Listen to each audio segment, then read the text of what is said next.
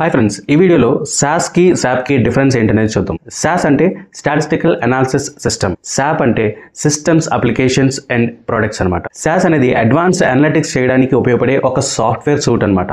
అలాగే SAP అనేది ERP software, అంటే ఎంటర్ప్రైజ్ రిసోర్స్ అండ్ ప్లానింగ్ చేయడానికి ఉపయోగపడే ఒక సాఫ్ట్వేర్ అనమాట. SAS యొక్క ప్రైమరీ పర్పస్ ఏంటంటే డేటా అనాలిసిస్ చేయడం, అలాగే స్టాటిస్టికల్ అనాలిసిస్ చేయడం అండ్ ప్రిడిక్టివ్ మోడలింగ్ చేయడానికి ఉపయోగపడుతుంది. SAP అయితే బిజినెస్ ప్రాసెస్ మేనేజ్మెంట్ చేయడానికి, వాటిని ఇంటిగ్రేట్ చేయడానికి ఉపయోగపడుతుంది. అంటే ఒక బిజినెస్ ప్రాసెస్ అనేది స్టార్టింగ్ నుంచి ఎండింగ్ వరకు ప్రతి డిపార్ట్మెంట్లో ఆపరేషన్స్ అన్ని మెయింటైన్ చేయడానికి ఉపయోగపడుతుంది. ఇప్పుడు యూస్ కేసెస్ చూద్దాం.